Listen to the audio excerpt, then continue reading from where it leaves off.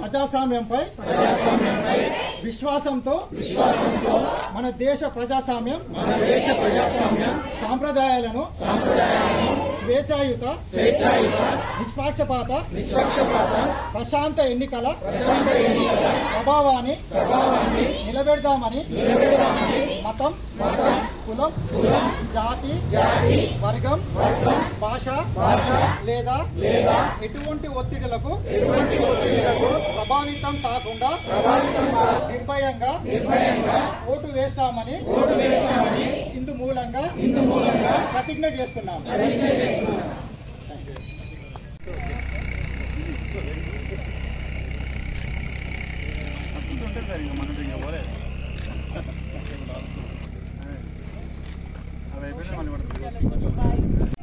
కాబట్టి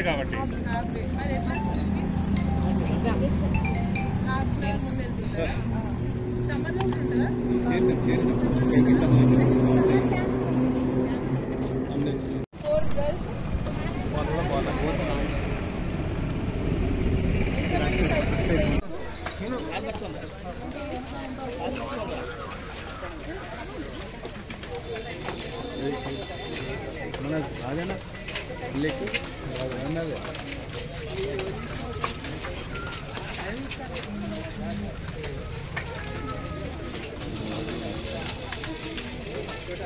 ఏ జరిగింది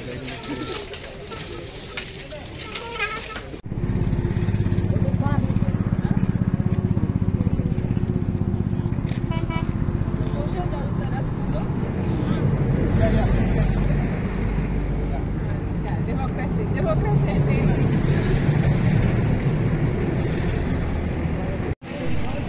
ఓట్ వేయాలని చాలా మంది ఏం చేస్తారు, ఓట్ చేసే రైట్ ఎప్పుడు వస్తుంది మనకి 18 years తర్వాత, అంటే నాకు ఇక్కడ ఉన్న వాళ్ళందరూ మీకు 18 years తర్వాత వస్తుంది. కానీ మీరెందుకు ర్యాలీ చేశారు? చిన్న చిన్న పిల్లలు అసలు రైట్ లేని వాళ్ళు వెళ్ళి ఓట్ కోసం ఓటర్ అవేర్నెస్ క్రియేట్ చేస్తున్నారు. మాకు రైట్ ఉన్న వాళ్ళకి వెళ్ళి కంపల్సరీ ఆ రోజు పొద్దున్న 7 o'clock లేసి ఇలా సైకిల్ ర్యాలీ చేయాలి కంపల్సరీ అని మనం అవేర్నెస్ క్రియేట్ చేయడానికి బయటకు వచ్చినాం. ఎందుకు? ఓట్ ఇంపార్టెంట్ కాబట్టి. ఓటు వల్ల ఏమొస్తుంది? డెమోక్రసీ అంటే ఏంటి?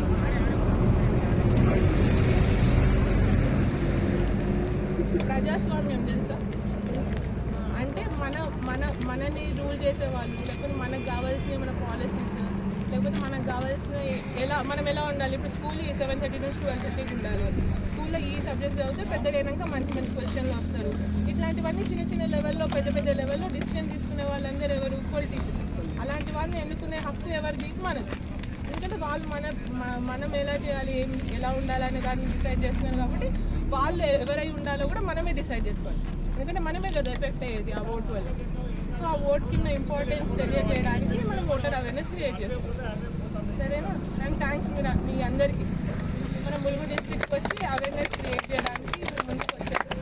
7 o'clock వచ్చి మీరు కూడా 18 years తర్వాత కంపల్సరీ ఓట్ చేయాలి. అండ్ మీరు ఇంట్లో ఉన్న పేరెంట్స్ అందరికీ, పేరెంట్స్ కానివ్వండి, అన్న అక్క ఎవరైనా ఉంటారు కదా 18 years అబో, లేకపోతే నైబర్స్ ఉంటారు, వాళ్ళందరికీ ఓటింగ్ డే ఉంటుంది కదా మనకి ఎప్పుడు 13th మే రోజు కంపల్సరీ వెళ్ళి ఓటు వేసారా అని వాళ్ళని వెళ్ళి ఓటు వేయమని చెప్పాలి.